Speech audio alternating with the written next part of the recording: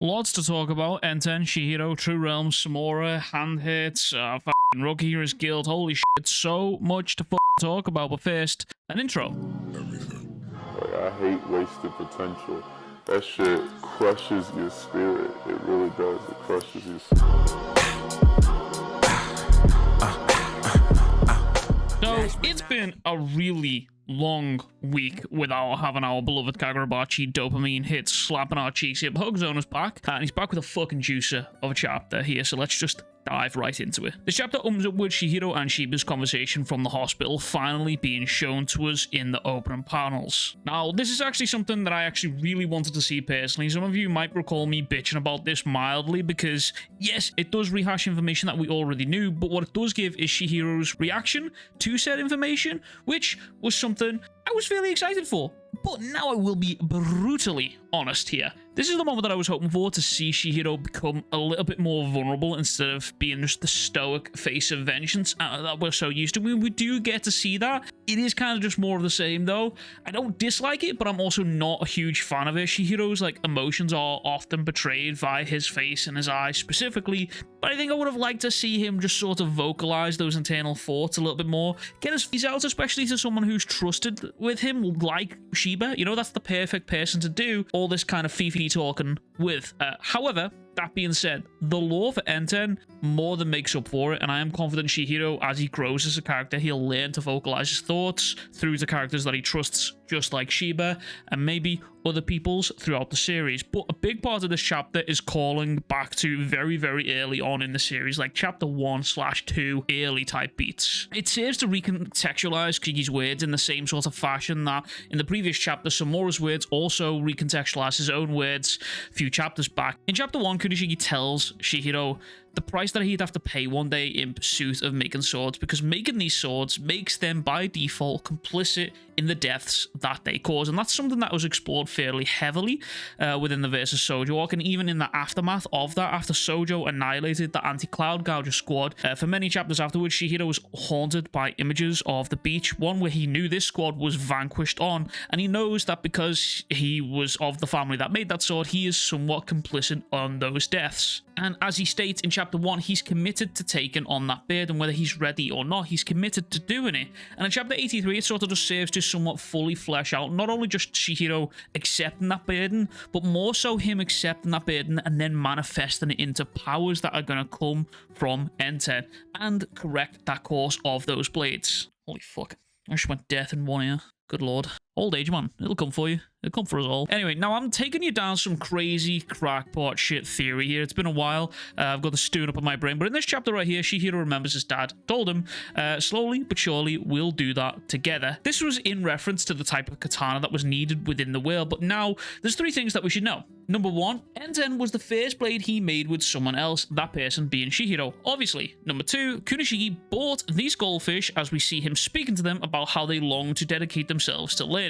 Number 3, Entens' power manifests themselves as these 3 fish. And number 4, when Kunishigi was killed, we're shown a shot of Kunishigi, the sword, and the fish. So in summary, Kunishigi is the fish. Thank you for coming to my TED Talk. Anyways, Shiba explains to Chihiro that after the war, Kunishigi sealed the blades and was racked with guilt by forging them. Not only did he forge these blades, but the guy who caused the malediction was also Kunishigi's closest ally / friend at the time, meaning we still have no idea what actually happened between them for him to sort of just go apeshit and go off the rails here. But there is still another side of that story to tell, and I would be very interested to see what the Swordsmaster's side is on that. Chihiro questions why it was his dad gave the Entens to him, and that question is answered in this very, very chapter. And it's something that I actually predicted fairly recently, but we will get to that very soon. We finally get to see Chihiro and Samura clashing, and holy fuck, is it beautiful. It is just essentially a carry-on from the final panel in the last chapter here, but Chihiro comments on how Samura's strength is insane. If I'd have tried to counter it instead of deflecting it, he would have sliced off my arm. Remember, spirit energy within the series just sort of acts just as cursed energy does in Jujutsu Kaisen. The more efficient with you are, the stronger you are with your base stats. You just get freakishly strong. Case in point, Azumi, who is his preferred method is just assault and battery. That's his preferred method of combat. Punches so strong he could cave in a man's skull, and he hasn't even used his sorcery yet, so there's still that to think about. All this means is Samura is also wielding some of that freaky freaky strength here, which is Chihiro is coming to find out right now. He's fucking around and he's found out. But Chihiro remembers how there was a saying during the war, quote, "When blackbirds flock, death is nigh." It's obvious where that came from, as we are shown Samura and Chihiro standing toe to toe, as Samura asks him just what it is Chihiro intends to show him. Now this is where Chihiro explains the Shinoichi is the source of the eternal contracts. If the Shinoichi were to be destroyed, the contracts would become null. Nobody has to die. Now this plan, on the surface, it seems solid. But in a previous video, I mentioned how someone in my chat, someone in my comments, mentioned how if you're against control of the Shinoichi, that what would happen to those eternal contracts, right? Does the Hishaku know about these eternal contracts? Do the current members, are they aware that if Yora dies, they too will perish with him? Does even Yora know about these contracts? But with Chihiro saying that he plans to destroy the Shinoichi, I couldn't help but think to myself how having these swords unbound by a contract that would destroy them if you get rid of the wielder seems even more dangerous. No, these swords would then be unrestricted. I mean, sure, you've got rid of the Shinoichi, sure, but then the contracts that eliminate the bearers with that Shinoichi are also gone. I don't know, there's just something about that plan that just doesn't sit right with me. I'm very suspicious of it, especially just given how far Yora seems to have planned everything ahead. And let's not forget, while all this is happening right now, don't get distracted, that man is still walking around the Kaminabi HQ right now. We have no idea what the fuck he's doing. He's still there. He's in the base with the Shinoichi right now. So keep that in your noggin. Anyway, Samura seemingly just completely shuts down Chihiro's idea, and he tells Chihiro, if only we could just destroy it. After the war, we tried everything we could think of. We couldn't even scratch it. I heard you broke Cloud Gouger, but sword fighting is similar to physical augmentation. The strength of the blade varies greatly, depending on the wielder's skill and spirit energy. Whoever was wielding the enchanted blade must have been some really puny thug for it to break. And we get to see Chihiro's reaction to this. I mean, he's annoyed. He's annoyed. And I mean, Sojo gave Chihiro a fucking good beating at that point. He literally lost an arm during that fight, and he beat his ass a couple of times before that, you know what I'm saying? So I want to talk, I do want to walk it back to this little point here though, but the strength of the blade varies greatly depending on the wielder's skill and spirit energy. That's the point that I want to walk it back to here, because it's worth mentioning that even the sheath of the Shinoichi was able to slash as if it was a blade. Chihiro was battling just the sheath of that blade. He wasn't fighting the blade itself. So I'd be willing to bet that if or when we do ever get to see the Swordmaster fight, he will be dual wielding the sheath and blade as if they are two blades. But it does also go to show that these blades truly do depend on the wielder. The wielder's strength of will sort of determines their strength within the blade and their true realms. Hang on a minute. Are the enchanted blades just Green Lantern rings? Surely not. Anyway, Samura reminds Chihiro that they are talking about the Shinoichi here. They are talking about the man that they call the Swordmaster. That sword is indestructible. But it's here Samura readies his next attack, and we can see Chihiro readying up. Chihiro notes that maybe it's because he's honed his sword skills, but now more than ever, the sword feels deeply integrated with my hand. My nishiki flows lightly and more naturally than before. Now, there is a strong visual difference in the nishiki that we see cloaking and emanating from Chihiro here in comparison to the one that we saw cloaking him back when he fought Sojo. Now, I mentioned Shoujo fight because that obviously is referenced within this fight here, but the nishiki that he had back then felt like it trailed from his coat and just emanated from the sword. But now, it's almost as if he's just about to burst into these streaks of energized water. We can see his eyes are just coated in nishiki, his skin and his ears are just flowing freely. It's as if it's depicting his heightened senses and deepened understanding of Entens. Simply put, back then nishiki cloaks him, now nishiki emanates from him. Anyways, Chihiro is prepared for Samura this time, turning quickly to slash at Samura, only to slash at a feather. Now, this sequence heavily reminded me of Sukuna versus Todo and Yuji. Hell, Sukuna even kicked the fuck out of a crow at that point as well, so maybe it's a little reference, who fucking knows. But also, when you're done here, go check out this nearly 3-hour Jujutsu Kaisen video if that's what you're into. That's kind of like my opus on this channel here. Anyway, Chihiro once again reacts to Samura as he slices where Chihiro was, who dodges and then activates Kuro, once again firing at nothing, as Samura is already behind in his blind spot, and this just continues to go on and on and on and on. And after so many times, Chihiro adjusts and realizes what's going on. He is fucking Maharaga in this moment here. He sees the trace of spirit energy just before the switch happens. Again, almost very similar to what happens in Jujutsu Kaisen. Now, it's worth remembering that Chihiro himself, he's got himself some special eyeballs, he's got himself some special peepers. This dude is able to just simply see shit and learn it, essentially. This is explained in, obviously, chapter 65. However, Chihiro's eyes, they can only carry him so far. Samura's battle IQ and experience is just simply miles ahead, and this time, instead of appearing behind Chihiro, he sends his sword, and as Chihiro turns to find only the sword, Samura appears behind him again, and then brings the sword from the front of Chihiro to the back of Chihiro. That's right. Not only can Samura move himself from feather to feather, but he can also move his sword feather to feather. Now, I will touch back on that in a moment, because that kind of thing will become a running theme here within the series. I feel like that's just going to be somewhat of a variation of an ability that all the sword bearers can do here. But Chihiro is just fast enough to figure out Samura's plot here, and as they finally clash blades once again, the clash causes every tile around them to break up. Now, remember earlier when I said Chihiro notes how Samura would have took his arm off? As he comments on the strength of Samura, we can see his hand sort of throb, and this time, it's actually Samura's hand who's throbbing from the clash of blades. However, Samura just simply disarms Chihiro and kicks him in the face, sends him flying. Now this is something I don't think we see Chihiro making use of during his fights here.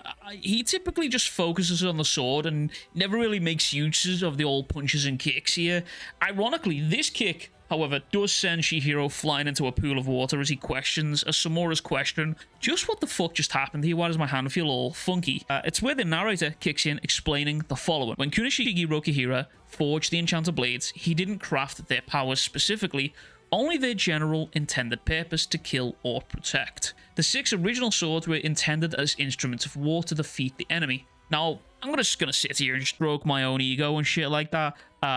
I called a lot of this shit. I'm just saying it. I called a lot of this shit and it makes me happy. It makes me feel very vindicated that I am understanding what's being written. It does make me feel very happy about it. I'm just going to say that right now. I've talked about this in the past, how I believe these swords were never made to fight each other.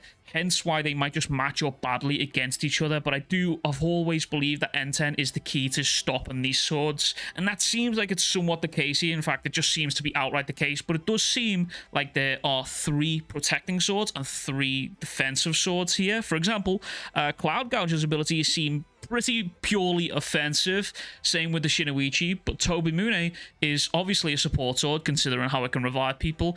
Similar to how Todo's Boogie Woogie works, it's a very supportive sword, except it's just on steroids, I guess. And the Kumayuri would also fall under support. You're making people trip balls and see illusions that just aren't there. That's good support when you're fighting someone. Hell, if we got in a fist fight and then all of a sudden someone over there started making you trip balls and I get to punch you in the face, MVP award.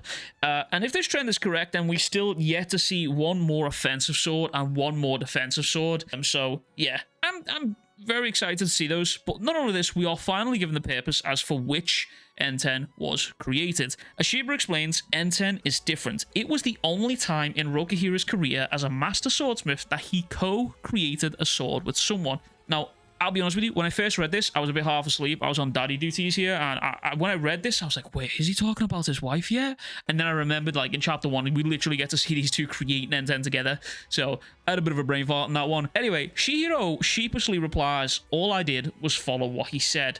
But as all this is explained, the very water Chihiro was kicked into serves to act as a metaphorical portal into Chihiro's past, a catalyst, if you will, as he remembers forging of the blade, and he hears the clanging of a hammer on steel. As Shiba continues explaining, after the war, your father attempted to destroy the blades, but they were masterpieces forged with the Dansekai, a material with properties beyond human understanding. Are the Kunishigis, are the Rokihiras, are they not human? Question mark? Who fucking knows? Every attempt to destroy them failed. All of them. Not just the Shinoichi. For 15 years, that haunted Kunishigi. He struggled in the darkness with the knowledge of what he'd created, the malediction. All along, Chihiro was the guiding light, leading the path forward. Now, this little piece of information was nice.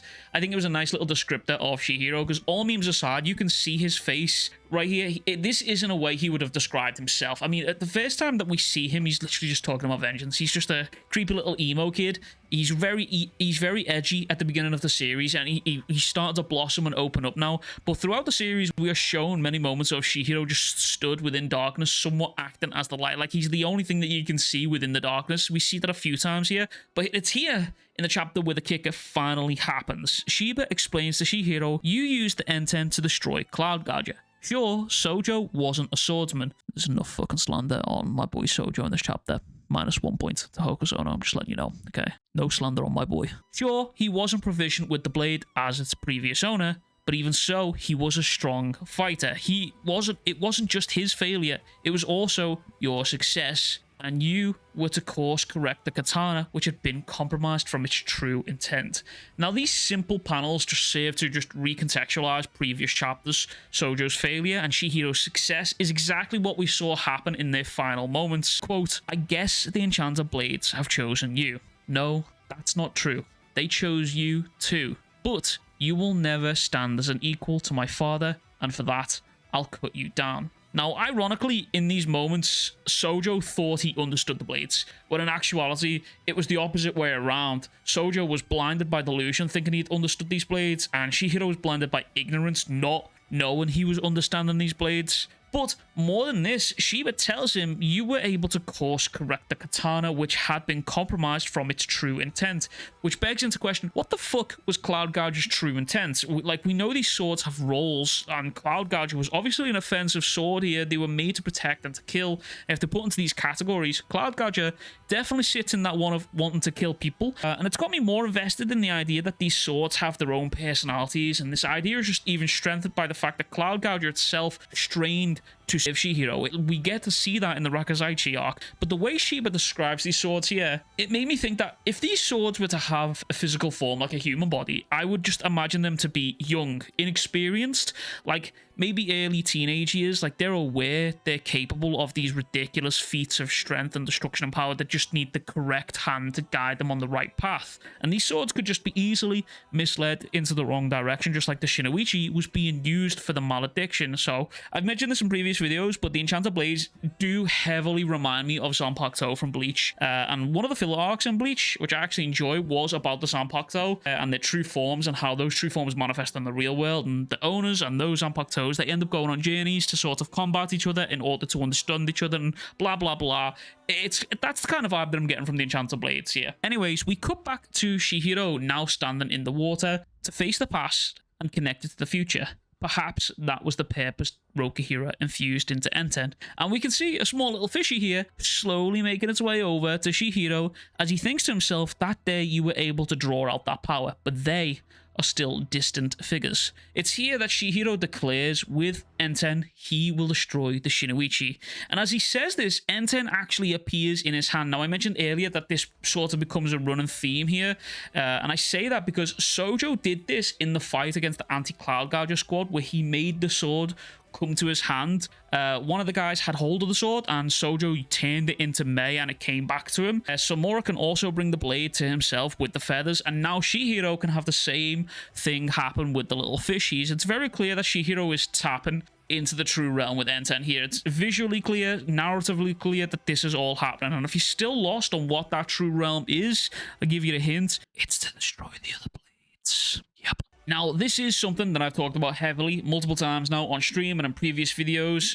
If you want to know the true realm of a blade, all you need to do is just look at who's wielding it, look at what they want the most, and look at the abilities of that sword, because that'll give you a good clue as to how those abilities are gonna manifest. Not only this, but we've been given a tell for when Chihiro's sort of tapping into this true realm now, because when it first happened, when he tapped into his power, he wasn't aware of it at the time when he fought Sojo and broke the Cloud Gouger, but when he did break Cloud Gouger, he remembers forging the Enten blade with his dad. This time, he taps into the true realm, and he also reimagines the same thing, but this time he doesn't just remember it, he's transported to it, he's in it, and it's like a visual storytelling moment of Hokuzono showing us his understandings deeper now. He's sinking deeper into the waters of this blade. Now, I'm going to make a couple of predictions for the outcome of this fight. Number 1, Chihiro loses the fight but makes it very fucking close. This True Realm's going to be a problem to deal with if its True Realm responsibility is to break the other blades.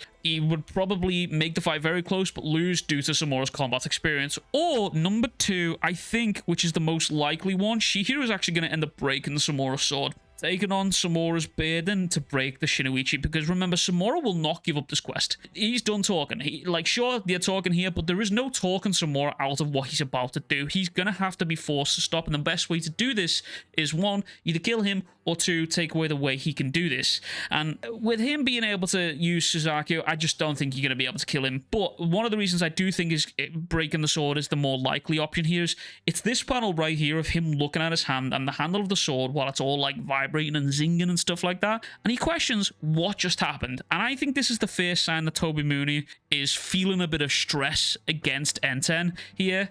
Because just as Samura has dedicated himself to killing the Swordmaster and his true realm Suzaku has formed around that, so too has Chihiro. Chihiro's dedicated himself to taking on the burden of these enchanted blades, the responsibility of what these enchanted blades can do, and he's been taking that. He's took on that burden since a young age either. So the only outcome that I see personal here is for Samura to have his blade broken to stop this quest, because if he dies, he'll probably just use Suzaku. So it's take away the blade in my opinion. Either way, I'm excited as fuck. Massive banger of a chapter.